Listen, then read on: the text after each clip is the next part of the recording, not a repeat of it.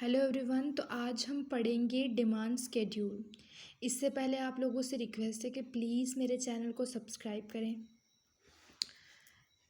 तो आज पढ़ेंगे डिमांड स्केड्यूल। तो डिमांड स्केड्यूल सबसे पहले तो मैंने डिमांड चैप्टर अपने चैनल पे डिमांड चैप्टर के डिटर्मिनेंट्स डाल रखे हैं, आप उनको भी जाके देख सकते हैं। और उसके बाद मैंने इन्फीरियर गुड और अपना नॉर्मल गुड्स का डिफरेंस भी वहाँ पे डाल रखा है, वो भी आप चेकआउट कर सकते हैं। उसके बाद हम करेंगे डिमांड चैप्टर का very important topic, class 12th economics, demand schedule. तो डिमांड स्केड्यूल होता क्या है? It is a tabular statement showing various quantities of a commodity being demanded at various level of price during a given period of time। तो demand schedule एक tabular statement है जो कि show करता है various quantities of a commodity being demanded, जो कि various level of price पे डिमांड की जाती हैं during a given period of time. ठीक है, तो ये दो टाइप के होते हैं। Demand schedule are two types, it has two types. कौन कौन सी? सबसे पहले है इंडिविजुअल डिमांड स्केड्यूल, फिर है दूसरी मार्केट डिमांड स्केड्यूल।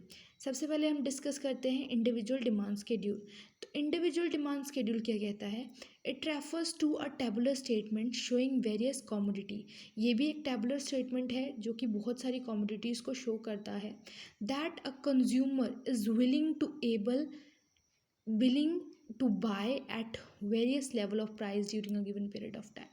ये एक टेबुलर स्टेटमेंट है जो कि शो करता है कि कंज्यूमर जो कि वेरियस कमोडिटी को शो करता है, वेरियस कमोडिटी को शो करता है जो कि कंज्यूमर विलिंग है लेने के लिए at a various level of price, तभी उसका प्राइस होगा, और during a given period of time. ठीक है, मार्केट डिमांड में क्या होता है? मार्केट डिमांड में भी हम सेम ही लिखेंगे, बट इसमें थोड़ा डिफरेंस ये आएगा कि it refers to a tabular statement showing various commodity that all the consumer. उसमें हम एक पर्टिकुलर कंज्यूमर की बात करें, लेकिन इसमें ऑल द कंज्यूमर जो कि एबल हैं, विलिंग, मतलब विलिंगनेस भी है और उनकी मर्जी भी है लेने की, और उनके पास भाई पैसा भी है उस चीज़ को लेने का, तो उसमें इसमें हम उसकी बात करेंगे। ठीक है, मार्केट डिमांड स्केड्यूल।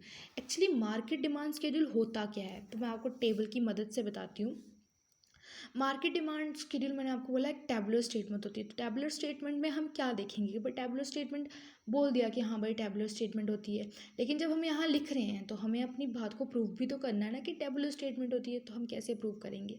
सबसे पहले तो मैंने एक टेबल बना रखा है, ये मैंने ऑलरेडी बनाया हुआ है, तो आप भी इसे बना सकते हैं। इसको लर्न करने की आपको ज़रूरत नहीं है, बस आपको ये पता होना चाहिए कि जब हमारा प्राइस बढ़ता है तो हमारी क्वांटिटी डिमांड कम होती है, और जब हमारा प्राइस घटता है तो क्या होता है? क्वांटिटी डिमांड ज़्यादा होती है। ठीक है, तो सबसे पहले मैंने लिखा है प्राइस। प्राइस था पहले हमारा 10, फिर था 20, फिर था 30, फिर था 40।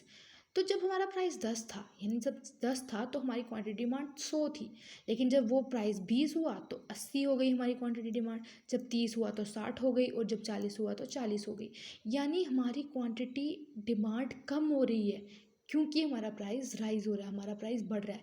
लेकिन अगर हम नीचे से देखें, हमारा प्राइस था 40 तो 40 ही डिमांड थी, हमारा प्राइस था 30 तो 60 डिमांड थी। भाई प्राइस कम था तो डिमांड ज़्यादा थी, और जब 20 था तो 80 थी, और 10 था तो 100 थी। तो इस तरह से भी हम देख सकते हैं इसको। ठीक है, लेकिन जब आपको पूछा जाएगा कि इंडिविजुअल डिमांड स्केड्यूल, जब हमें शो करना है भाई इंडिविजुअल डिमांड स्केड्यूल, तो आप सिर्फ इतना सा पोर्शन इस टेबल का बनाएंगे, इतना सा पोर्शन, मतलब इसमें सिर्फ ये प्राइस एक्स और क्वांटिटी डिमांडेड एक्स आप इतना शो करेंगे बस।